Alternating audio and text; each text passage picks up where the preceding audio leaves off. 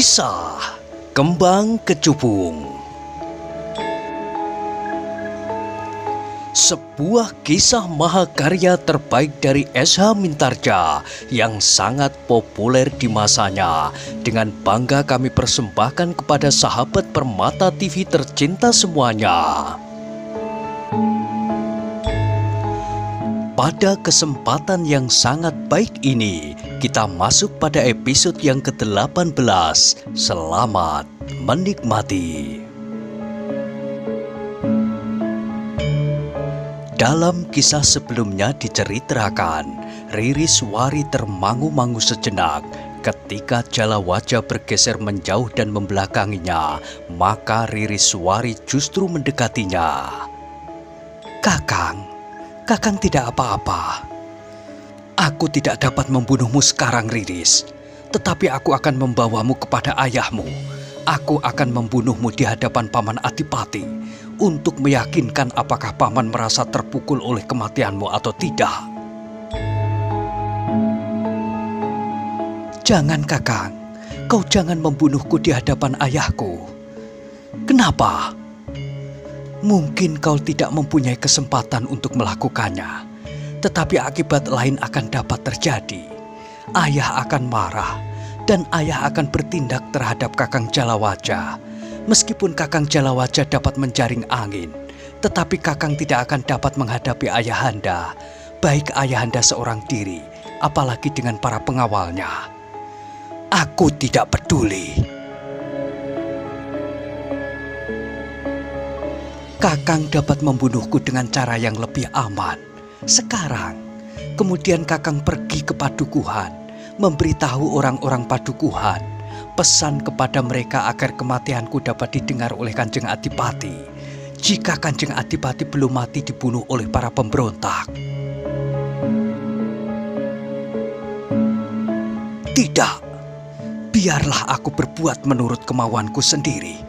Kau jangan berbicara apa-apa lagi, Riris. Teriakan jala wajah itu menggetarkan jantung Ririswari, sehingga Ririswari pun berdiam diri. Namun tiba-tiba saja jala wajah itu meloncat menyambar pergelangan tangan Ririswari sambil berkata, "Kita harus berjalan lagi. Kita harus menghindari para pengikut Miranti dan Paman Tumenggung Jaya Taruna." Tetapi aku masih lelah, Kakang. Aku tidak peduli. Kita harus berjalan lagi. Ririswari tidak dapat membantah lagi. Jala wajah pun menariknya agar Ririswari berjalan di atas lorong sempit berbatu-batu padas menjauhi Kadipaten.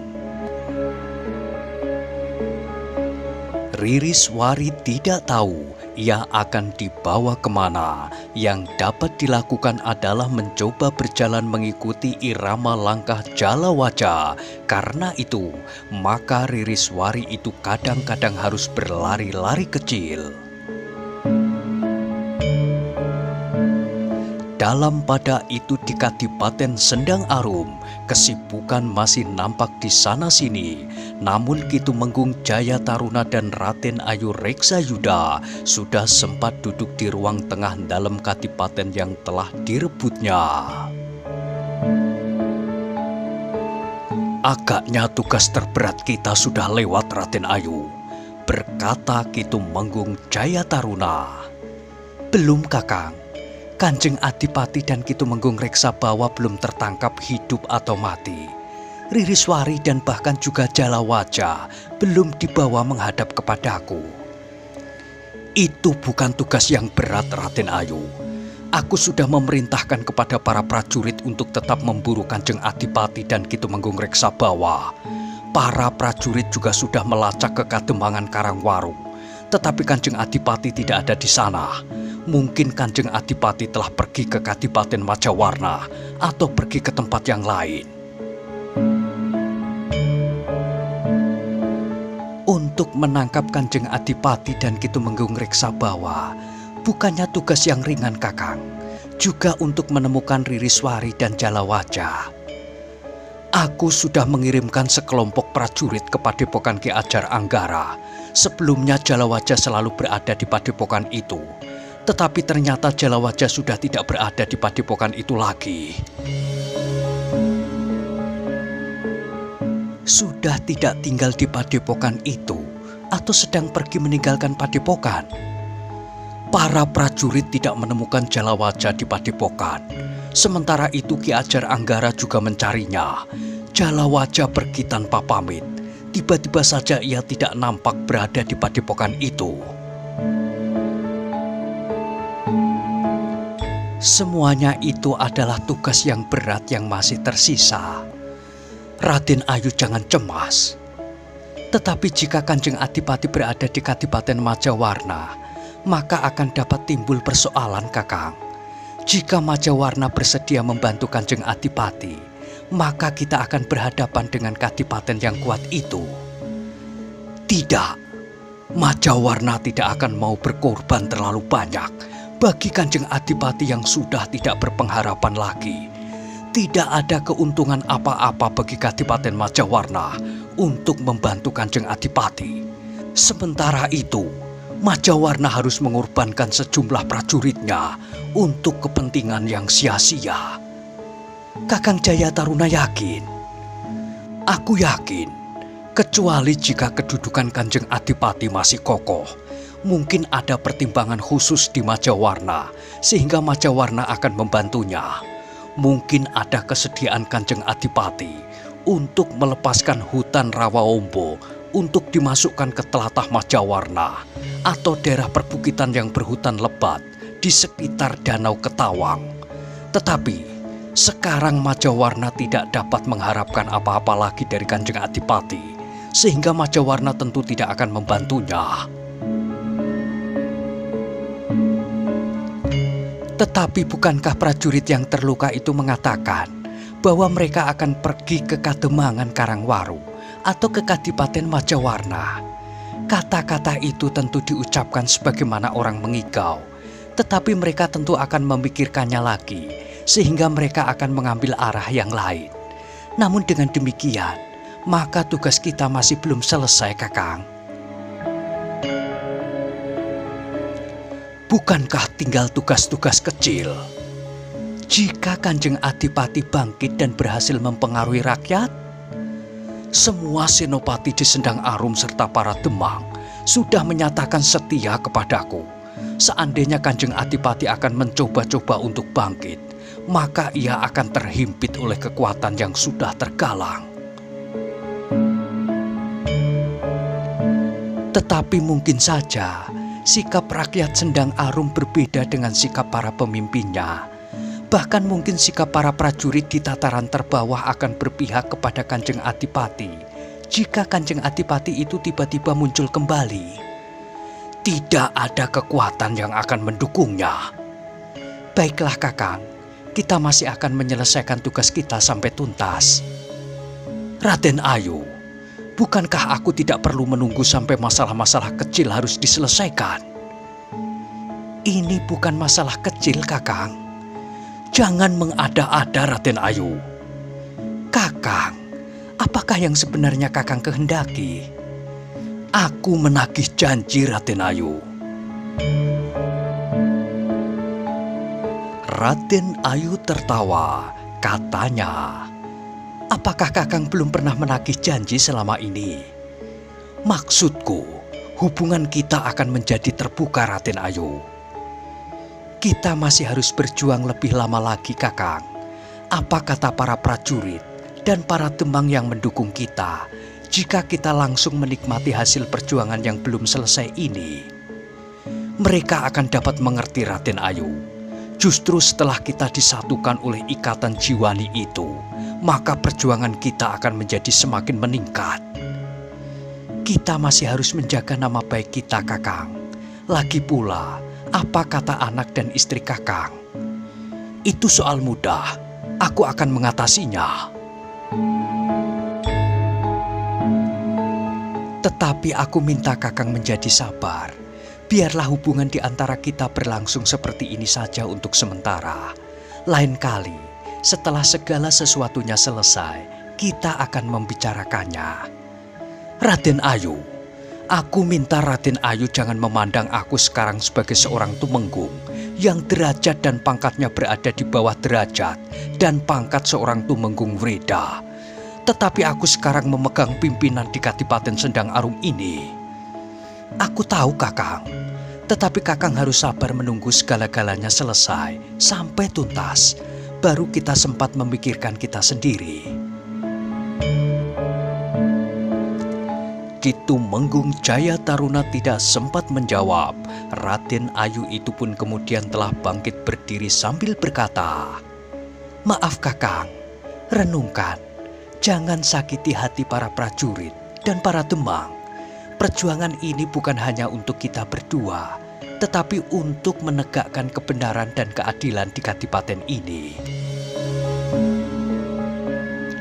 Ki Tumenggung Jayataruna menjadi termangu-mangu, tetapi ia tidak berkata apa-apa lagi.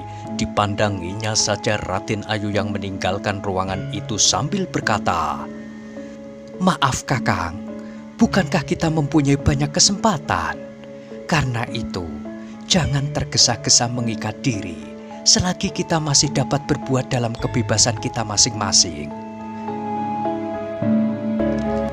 Ki Tumenggung Jayataruna masih tetap berdiam diri, namun ia pun kemudian mendengar suara tertawa Raden Ayu Reksayuda.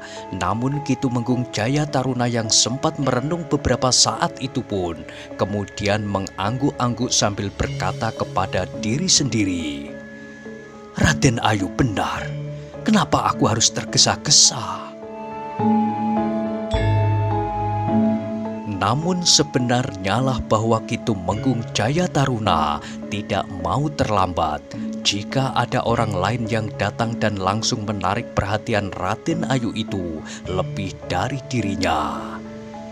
"Tentu tidak ada," berkata Ki Tumenggung kepada diri sendiri. "Agaknya kita hanya akan berhubungan dengan beberapa orang yang sudah kami kenal dengan baik." Meskipun demikian, Ki Tumenggung Jayataruna masih tetap merasa bahwa sebelum burung itu terikat sayapnya, ia masih saja dapat terbang dengan bebasnya, bahkan tiba-tiba saja. Meskipun demikian, Ki Tumenggung Jayataruna juga tidak dapat memaksa Raden Ayu Reksayuda. Jika terjadi persoalan di antara mereka, maka rencana besar mereka akan dapat menjadi kacau.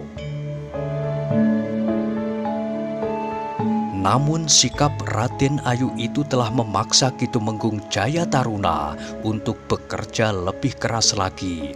Mereka harus segera menemukan Kanjeng Adipati serta Ki Tumenggung Reksabawa. Selain mereka yang harus diserahkan hidup atau mati, Ki Tumenggung Jayataruna juga memerintahkan untuk menangkap hidup-hidup Ririswari dan Jalawaja. Dalam pada itu Kanjeng Adipati dan Ki Tumenggung Reksabawa telah sampai ke rumah Ki Ajar Anggara. Kedatangan keduanya disertai dua orang anak muda sempat mengejutkan Ki Ajar. Dengan tergopoh-gopoh, Ki Ajar Anggara mempersilahkan keempat orang tamunya duduk di serambi depan rumahnya. "Selamat datang Kanjeng, serta Ki Tumenggung dan kedua orang anak muda." "Selamat Ki Ajar. Bagaimana keadaan Ki Ajar di padepokan ini?" "Aku baik-baik saja Kanjeng. Tetapi sebenarnya lah bahwa tempat tinggalku bukan sebuah padepokan. Rumah ini tidak lebih dari sebuah gubuk."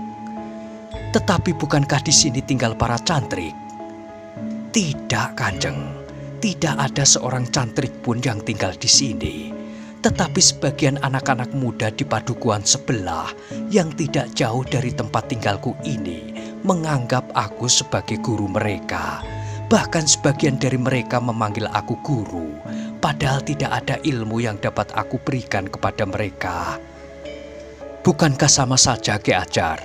Apakah murid-murid Ki Ajar tinggal di sini atau tinggal di tempat lain?" Ki Ajar itu tertawa. Namun dalam pada itu Kitumenggung Reksabawa pun bertanya, "Ki Ajar, aku melihat jejak kaki kuda banyak sekali di halaman." Ki Ajar itu tersenyum, katanya, "Rumah ini baru saja diporak-porandakan oleh beberapa orang prajurit. Rumah ini, kenapa? Mereka datang untuk mencari cucuku Jalawaja. Mereka mengatakan bahwa mereka mendapat perintah dari Raden Ayu Reksayuda serta Kitumenggung Jayataruna untuk menangkap dan membawa Jalawaja ke Kadipaten." "Kenapa mereka akan menangkap Jalawaja?" "Persoalan pribadi, Kanjeng. Persoalan pribadi." Ki Ajar Anggara mengangguk-angguk sambil berdesis. "Iya, Kanjeng." "Apakah mereka menemukan Anggir Jalawaja?" bertanya Kitumenggung Reksabawa. "Tidak, Kitumenggung. Mereka tidak menemukan cucuku. Adalah kebetulan bahwa cucuku tidak ada di rumah." "Apakah sekarang Jalawaja sudah pulang?" bertanya Kanjeng Adipati. "Belum, Kanjeng. Jalawaja belum pulang. Sebenarnya lah bahwa aku mencemaskannya. Jalawaja pergi dengan membawa beban di hatinya. Kematian ayahnya sempat mengguncang jiwanya. Sementara itu, ia tidak dapat datang untuk memberikan penghormatan terakhir kepada ayahnya itu. Aku memang tidak melihat Jalawaja pada waktu itu. Kenapa? Kenapa ia tidak dapat pulang untuk memberikan penghormatan terakhir kepada ayahnya?" "Persoalan pribadi itulah, Kanjeng. Jalawaja mempunyai persoalan pribadi dengan Kang Mbok Reksayuda." "Iya, Kanjeng. Persoalan pribadi yang terhitung gawat, yang membuat Raden Ayu Reksayuda menjadi gila dan berbuat di luar kendali. Apa yang Ki Ajar maksudkan?" Ki Ajar Anggara termangu-mangu sejenak. Ia memang merasa ragu untuk menceritakannya, tetapi mungkin cerita itu akan dapat membantu menelusuri peristiwa yang terjadi di Sendang Arum. Karena itu, meskipun agak ragu, Ki Ajar Anggara itu pun menjawab, "Kanjeng Adipati, aku tidak tahu apakah Jalawaja setuju atau tidak setuju jika aku ceritakan persoalan pribadinya dengan Raden Ayu Reksayuda. Tetapi untuk menghindarkan salah paham, kenapa Jalawaja tidak datang pada saat pemakaman ayahnya yang baru saja pulang dari pengasingan, maka sebaiknya persoalan ini aku beritahukan kepada Kanjeng Adipati dan Kitumenggung Reksabawa." Kanjeng Adipati dan Kitumenggung Reksabawa mendengarkannya dengan sungguh-sungguh. Namun tiba-tiba saja Ki Ajar Anggara itu bertanya, "Tetapi siapakah kedua orang anak muda itu?" "Mereka adalah anak-anakku, Ki Ajar. Sebenarnya putra Kitumenggung." "Iya, mereka adalah anak-anak kandungku. Mereka telah membantu ayahnya serta Kanjeng Adipati membebaskan diri dari tangan sekelompok prajurit yang memburu kami." Ki Ajar Anggara mengangguk-angguk. "Tetapi jika mereka tidak sebaiknya mendengarkannya, biarlah mereka berada di luar." "Tidak, tidak apa-apa. Biarlah mereka mendengarkan ceritanya. Cerita yang menarik, seperti cerita dongeng." Ki Ajar Anggara berhenti sejenak, namun kemudian ia berkata pula, "Tetapi aku mohon maaf jika cerita itu menyangkut nama Raden Ajeng Ririswari." "Ririswari?" bertanya Kanjeng Adipati. "Iya, Kanjeng." "Baiklah, ceritakan Ki Ajar."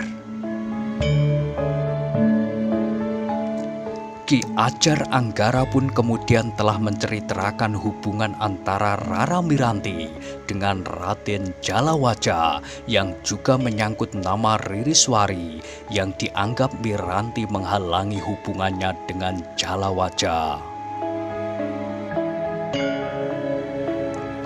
Kanjeng Adipati dan Ki Tumenggung Reksabawa mendengarkan cerita itu dengan sungguh-sungguh. Sekali-sekali keduanya mengangguk-angguk, namun kemudian menarik nafas panjang. Demikianlah Ki Ajar selesai dengan ceritanya. Maka Ki Tumenggung Reksabawa pun berkata, "Itukah yang terjadi? Agaknya Rara Miranti benar-benar telah kehilangan kendali. Perasaan kecewa dan dendam telah membuatnya kehilangan akal dan berbuat di luar kewajaran."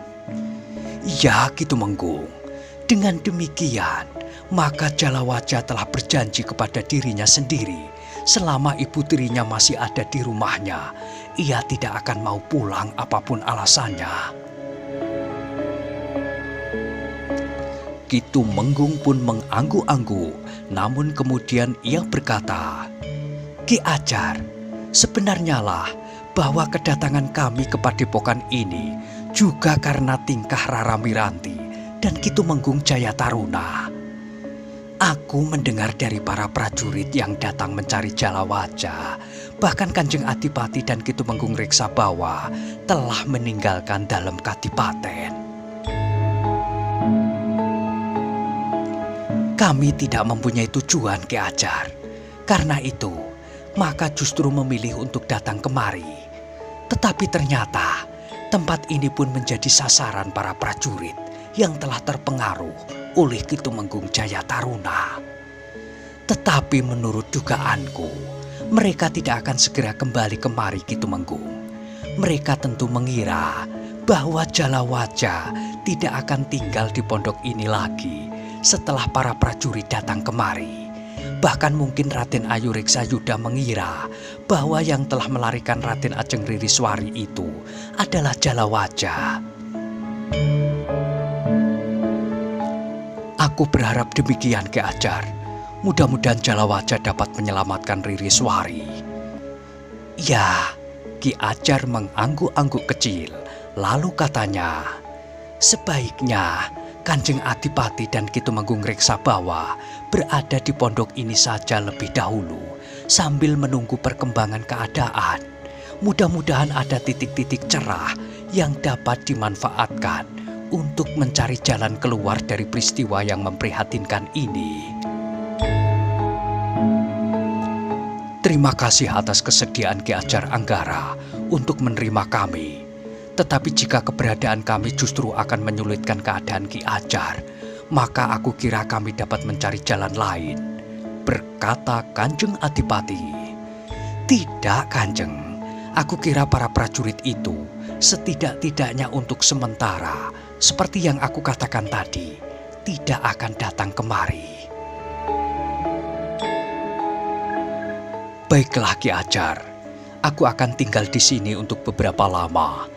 Namun sambil menunggu, aku ingin minta kedua anak laki-laki Kakang Tumenggung Reksabawa untuk membantu menemukan Ririswari jika Ki Tumenggung tidak berkeberatan." "Tentu tidak, Kanjeng. Aku pun yakin bahwa kedua anak-anakku itu akan bersedia melakukannya." "Tentu, Ayah," sahut Raga Jati. "Kami akan melakukan apa saja jika Kanjeng Adipati memerintahkannya. Nah, pergilah, cari Raden Ajeng Ririswari sampai ketemu, kemanapun kalian pergi." "Baik, Ayah," jawab kedua anak muda itu hampir berbareng. "Kami mohon diri." Namun Ki Ajar pun menyela, "Jangan sekarang, Ger. Beristirahatlah barang sejenak. Minum dan makan beberapa potong makanan akan membuat Angger berdua menjadi segar. Nampaknya Angger berdua juga harus mengobati goresan-goresan di tubuh Angger." "Tidak apa-apa, Ki Ajar," jawab Raga Jati. "Luka-luka kami tidak seberapa. Ayah sudah mengobati luka-luka kami itu. Tetapi biarlah kalian beristirahat dahulu." "Baiklah Raga Jati dan Raga Jaya, kalian dapat beristirahat dahulu. Kalian tentu juga letih," berkata Ki Tumenggung. Kedua orang anak muda itu menarik nafas panjang. "Kalian berdua dapat berangkat esok pagi-pagi." "Kami tidak ingin terlambat, Ki Ajar," jawab Raga Jati. Kami akan segera berangkat meskipun harus berjalan di malam hari. Sebenarnya lah anak-anak muda itu tidak mau menunda sampai esok. Waktu sangat berarti bagi mereka berdua. Karena itu, maka setelah minum dan makan beberapa potong makanan, keduanya pun minta diri. Ki Ajar Anggara masih memberikan beberapa pesan kepada mereka berdua. Ki Ajar memberikan ancer-ancer jalan pintas dari Sendang Arum sampai ke pondok kecil itu. Seandainya, hanya seandainya Ngger, Jalawaja sempat menyingkirkan Raden Ajeng Ririswari dan berniat membawa ke pondok ini, ia tentu tidak akan mengambil jalan yang terbiasa dilaluinya. Ia tentu akan mengambil jalan pintas, lewat lorong-lorong sempit, di lereng-lereng bukit kecil, menyusuri padang perdu, sawah dan pategalan. Kami akan menyusuri jalan itu, Ki Ajar. Jalan pintas itu bukan jalan pintas yang kita lalui, berkata Ki Tumenggung Reksabawa. Ya ayah, kami mengerti. Ingat, di sepanjang perjalanan kalian, jangan memberitahukan kepada siapapun, dimanapun Kanjeng Adipati sekarang berada. Baik ayah, jawab Ragajati.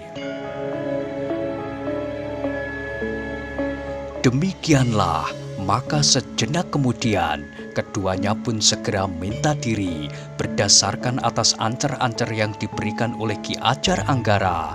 Mereka berharap untuk dapat bertemu dengan Raden Ajeng Ririswari, siapapun yang membawanya keluar dari Taman Kaputren. Ketika malam turun, maka di langit nampak bulan yang hampir bulat mulai naik. Meskipun cahayanya tidak seterang matahari, tetapi mampu menembus kegelapan, sehingga Ragajati dan Ragajaya dapat mengenali jalan yang belum pernah dilaluinya. Mereka hanya sekedar berpegang pada ancer-ancer yang diberikan oleh Ki Ajar Anggara. Meskipun demikian, keduanya dapat menelusuri lorong itu tanpa kesulitan, meskipun mereka harus melewati jalan-jalan sempit di lereng bukit kecil, kemudian menuruni tebing-tebing yang tidak terlalu tinggi, melalui jalan setapak berbatu-batu padas. Cahaya bulan ternyata sangat membantu perjalanan mereka, sehingga mereka dapat melihat pepohonan, bebatuan, dan pertanda lain yang disebut oleh Ki Ajar Anggara. Dalam pada itu Jalawaja yang membawa Raden Ajeng Ririswari berada di tengah-tengah bentangan pategalan yang luas. Ketika Jalawaja menemukan sebuah gubuk yang kosong, maka ia memaksa Ririswari untuk masuk ke dalamnya, menutup pintunya, dan mengganjalnya dengan batu yang cukup besar dari luar. Dengan demikian, maka Jalawaja dapat beristirahat, sementara Ririswari tidak dapat melarikan diri. Meskipun gubuk itu bukan bangunan yang kokoh, tetapi Ririswari tidak akan dapat menerobos keluar. Ketika malam menjadi semakin jauh, Jalawaja duduk di bawah sebatang pohon di depan gubuk kecil itu, bersandar pada batangnya. Setelah seharian berjalan lewat lorong-lorong sempit, berbatu-batu padas, maka Jalawaja itu pun merasa letih juga. Angin yang semilir seakan-akan mengipasi wajahnya yang berkeringat. Sekali-sekali Jalawaja memandang bulan yang hampir bulat, tetapi ia tidak dapat banyak menarik perhatian terhadap bulan. Bahkan matanya tiba-tiba saja menjadi berat. Beberapa saat kemudian, di luar sadarnya matanya pun telah terpejam. Namun rasanya Jala Wajah itu seperti bermimpi ketika ia mendengar suara tembang. Hanya perlahan-lahan, tetapi justru di sepinya malam, tembang itu terdengar jelas, kata demi kata. Jala Wajah merasa seakan-akan ia berada di pondoknya, duduk di serambi depan di bawah cahaya bulan. Kakeknya sedang duduk terkantuk-kantuk. Jala Wajah merasa seakan-akan di ruang dalam, Ririswari sedang membaca kitab dengan alunan tembang mocopat. Jala Wajah terkejut ketika seekor semut merah menggigit kakinya. Demikian ia membuka matanya, maka ia pun segera sadar bahwa ia sedang bermimpi. Ia tidak sedang berada di serambi pondok eyangnya, tetapi ia duduk di bawah sebatang pohon di sebuah pategalan yang sepi. "Aku bermimpi," desis Jala Wajah. Di luar sadarnya, ia mengangkat wajahnya. Ia melihat bulan masih mengambang di langit. Cahayanya seakan-akan menjadi semakin terang, tetapi sesuatu yang terjadi di dalam mimpi yaitu masih tertinggal. Ia mendengar suara tembang sebagaimana didengarnya di dalam mimpi, perlahan-lahan tetapi jelas. Akhirnya Jala Wajah menyadari sepenuhnya bahwa yang mengalunkan tembang itu memang Ririswari, sebagaimana yang terjadi di dalam mimpinya. Jala Wajah berkisar membelakangi gubuk kecil itu, tetapi suara tembang yang hanya perlahan-lahan itu didengarnya dengan jelas. Karena itu, maka Jala Wajah itu pun beringsut beberapa langkah menjauh. Namun ia masih mendengar suara tembang itu, justru seakan-akan menjadi semakin keras. Suara tembang itu membuat Jala Wajah menjadi gelisah. Meskipun suara tembang yang didengar itu sama dengan suara tembang yang didengar di dalam mimpinya, namun suasananya berbeda. Jala Wajah tidak lagi duduk berdua dengan kakeknya yang terkantuk-kantuk di serambi sambil menikmati suara tembang itu. Ririswari juga tidak sedang berada di ruang dalam pondok kecil kakeknya itu, tetapi Ririswari berada di dalam sebuah gubuk kecil yang pintunya diganjal batu dari luar. Tiba-tiba saja Jala Wajah itu membentak hampir berteriak, "Diam! Diam kau Riris!" Tetapi Ririswari tidak segera diam. Ia melanjutkan melantunkan tembangnya. "Riris, kau dengar? Diam! Diamlah!" Tetapi Ririswari masih saja melakukan tembangnya. Jala Wajah yang menjadi sangat gelisah itu pun berlari ke pintu gubuk itu. Kedua tangannya berganti-ganti memukul daun pintu itu keras-keras. Nah, bagaimanakah kisah selanjutnya? Silahkan ikuti terus kisah Kembang Kecubung pada episode berikutnya. Sampai jumpa.